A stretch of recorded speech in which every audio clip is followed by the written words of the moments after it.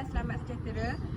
Kami dari kumpulan 4 ingin membincangkan tentang pengurusan dan pentadbiran tadika atau taska yang berkualiti. Sebelum kami memulakan perbincangan, kami akan memperkenalkan diri dahulu. Saya Nurkhairunisa binti Jeffrey. Saya Siti Amani binti Roslyn. Saya Faratika binti Mawar Razaki. Saya Syahida Ta'ina binti Syamsuddin. Saya Nurfadin Iliana binti Abdul Karim.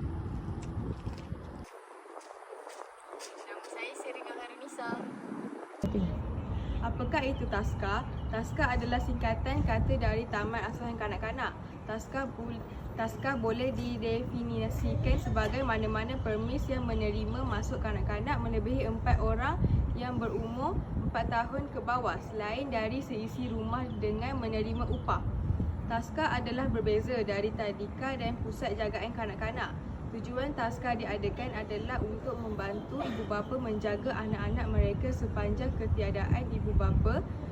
Penubuhan taska perlu didaftarkan dengan Jabatan Kebajikan Masyarakat. Apakah itu tadika? Tadika adalah singkatan daripada Taman Didikan Kanak-kanak. Tadika boleh didefinisikan sebagai mana-mana permis yang menerima masuk lebih dari 4 orang kanak-kanak berumur 5 hingga 6 tahun.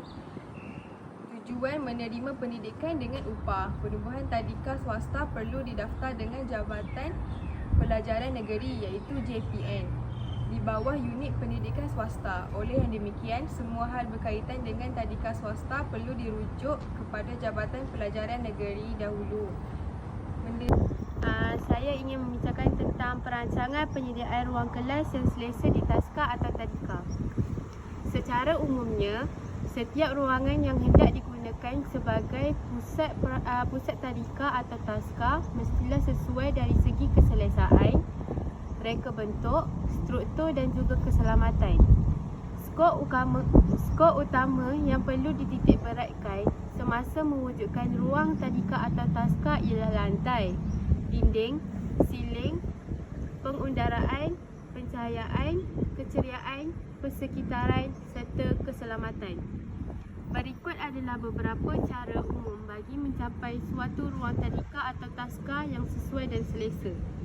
Lantai yang sesuai untuk ruang kanak-kanak ialah diperbuat daripada bahan yang mudah dibersihkan, jubin yang tidak licin, anti-slip, tidak menanggung air dan jika lantai papan perlu dicat anak-anak dan varnish. Lantai perlu diperbuat dengan bahan yang selamat kerana kanak-kanak yang berusia muda suka berlari dalam apa jua keadaan dan larangan. Di IPG Kampus Raja Melewar, lantai ruangan tadika atau taska diperbuat daripada pemaidani iaitu kapet yang berwarna biru tua. Ini amat sesuai dan selamat bagi kanak-kanak. Sebagai penambahbaikan, karpet itu hendaklah perlu dibersihkan dengan alat pembersih hampa gas ataupun vacuum cleaner. Dinding pula hendaklah bersih, bercat warna cerah dan ceria. Contoh warna ialah merah jambu, kuning muda dan sebagainya lagi yang sesuai. Di IPG KRM, warna dinding tidak sesuai pada pandangan saya. Hal ini demikian kerana warna cat tersebut agak gelap dan menjadikan ruang bacaan tadika atau taska ini kelihatan tidak cerah dan tidak ceria bagi kanak-kanak untuk membaca. Sebagai cadangan, perlu bertukar cat yang berwarna cerah. Selain itu, dinding pula sangat kosong dan tidak dilengkapi dengan kad bacaan atau alat-alat kesenian yang menarik minat kanak-kanak tadika atau taska untuk membaca. Selain itu,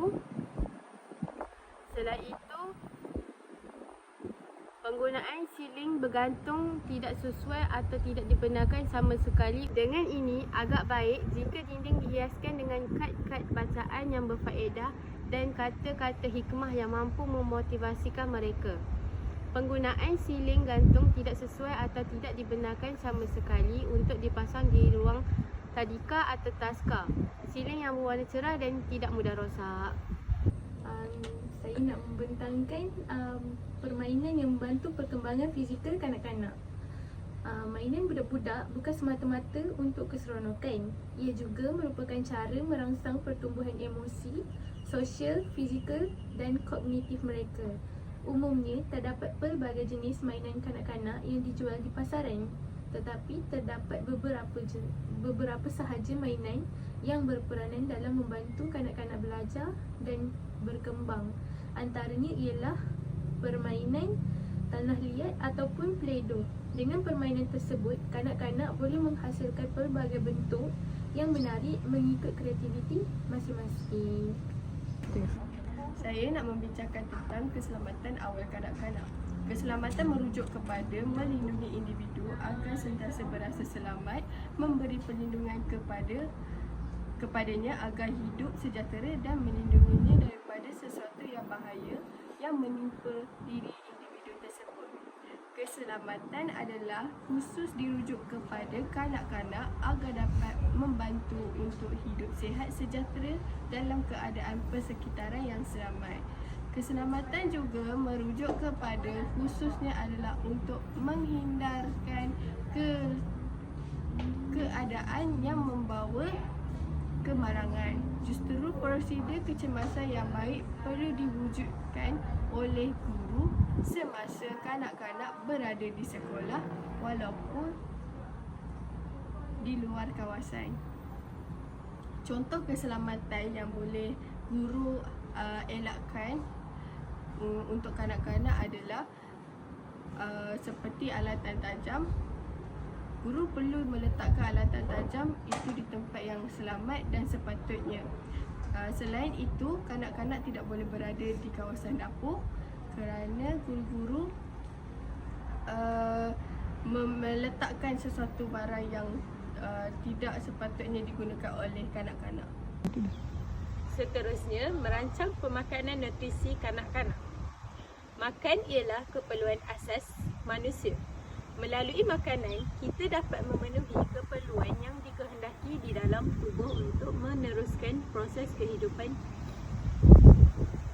Makanan biasanya berkait rapat dengan pemakanan.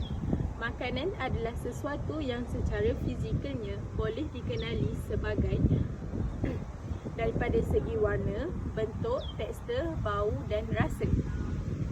Merujuk Kamus Dewan pula, makanan bermaksud bahan yang boleh dimakan dalam bentuk pepejal atau cecair. Pemakanan pula membawa maksud kajian berkait dengan pengambilan makanan untuk proses pertumbuhan, pemulihan dan pengawalan kesihatan. Pemakanan yang seimbang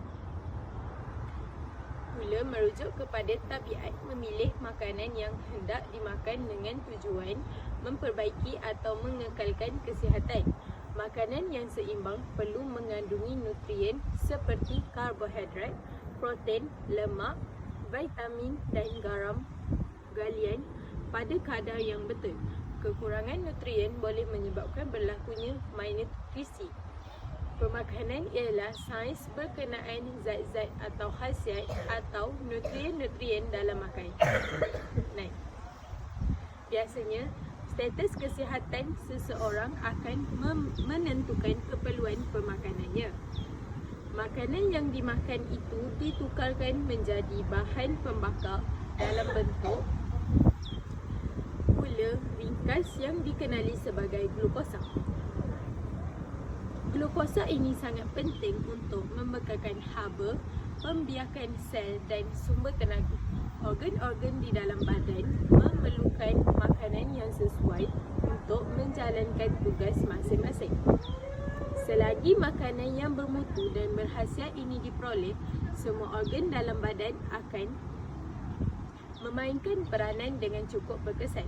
Pengambilan makanan yang seimbang adalah perlu untuk memelihara kesihatan. Memakan makanan yang sihat akan membantu otak yang sihat. Jadi, kita sebagai guru-guru tadika atau taska, kita perlulah memastikan pemakanan dengan betul kepada murid-murid dan kanak-kanak. Terdapat beberapa nilai etika kerja guru. Salah satunya ialah amanah. seperti contoh bertanggungjawab dalam menguruskan kanak-kanak ataupun menjaga kanak-kanak dengan baik. Seterusnya ialah penyayang, menunjukkan rasa sayang terhadap kanak-kanak. Selain itu, ikhlas, mengikhlaskan apa yang diajar ataupun mengajar dengan seikhlas hati. Selain itu, berdedikasi. Seterusnya, bersyukur, seperti contoh bersyukur dengan apa jawatan yang dipegang. Bijaksana juga adalah salah satu nilai etika kerja guru. Seperti contoh dapat membina pelbagai aktiviti untuk mengajar kanak-kanak. Dan akhir sekali, benar. Penutup, kita mestilah membuat pengurusan dan pentadbiran taska atau tadika yang berkualiti agar keselamatan dan keselesaan kanak-kanak terjamin. Sekian dari kami. Terima kasih.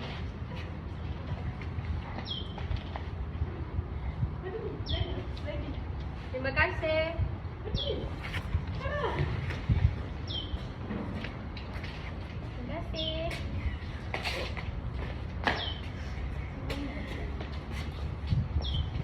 Terima kasih.